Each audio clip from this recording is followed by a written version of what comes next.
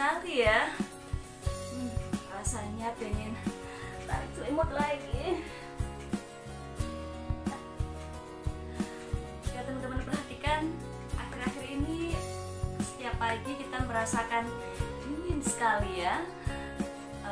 Dan jika kita perhatikan lagi, fenomena seperti ini terjadi pada bulan Juni, Juli, sampai dengan Agustus. Kira-kira ada fenomena apa ya di bumi kita ini kok kita bisa merasakan dingin banget pada saat malam hari, terlebih lagi pada saat pagi hari seperti ini? Cekidot, apa nih fenomenanya? Jika kita perhatikan, malam hari terasa dingin ya, alih-alih pada pagi hari tambah dingin menggigit tulang. Di daerah saya yang merupakan dataran rendah saja terasa dingin, apalagi daerah yang dataran tinggi seperti Sarangan, Tawangmangu, Bromo, Dieng. Wah, saya tak bisa membayangkan. Nah, sebenarnya saat ini sedang ada fenomena apa sih kok bisa sedingin ini? Jika kita cermati, ini adalah bulan Juli dan kita sedang menuju ke musim kemarau. Kalau orang Jawa ada yang bilang ini adalah istilahnya bediding, yang artinya istilah untuk menyebut perubahan suhu yang mencolok khususnya di awal musim kemarau. Peristiwa alam ini semacam anomali karena terjadinya suhu udara yang dingin menjelang malam hingga pagi. Sementara kalau siang hari suhunya melonjak panas hingga menyengat. Perubahan suhu yang mencolok ini biasanya terjadi selama 3 bulan dan selalu terjadi pada bulan Juni sampai dengan Agustus. Ayo coba diingat-ingat, bener kan? Ada fenomena alam yang terjadi pada bulan Juli ini, yaitu bumi sedang berada di titik terjauh dari bumi. Fenomena ini disebut dengan aphelion. Fenomena ini terjadi karena orbit bumi tidak sepenuhnya lingkaran sempurna, melainkan berbentuk elips dengan kelonjongan 1/60. Menurut Lapan, aphelion tahun ini terjadi pada tanggal 6 Juli 2021, tepatnya pada pukul 05:27 waktu Indonesia Barat pada jarak 152.127 km. Suhu yang terjadi pada saat malam hari dan menjelang pagi hari lumayan ekstrim ya. Sekitar bisa jadi 15-19 derajat Celcius. Tentunya ini juga berpengaruh terhadap tubuh kita.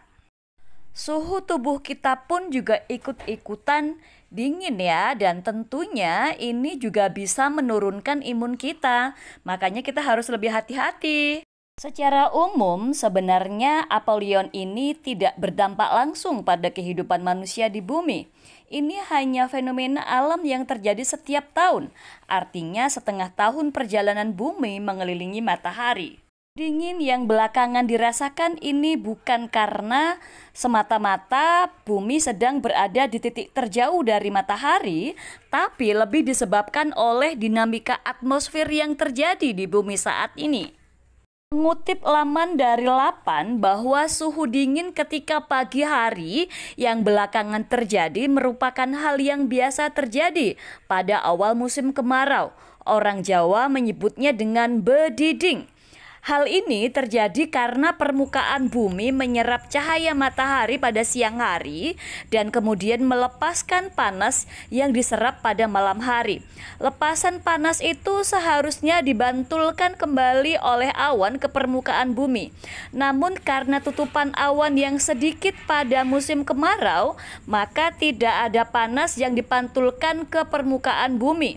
Ditambah lagi pada saat ini posisi matahari berada di belahan bumi bagian utara yang menyebabkan tekanan udara di belahan utara lebih rendah dari belahan bumi bagian selatan.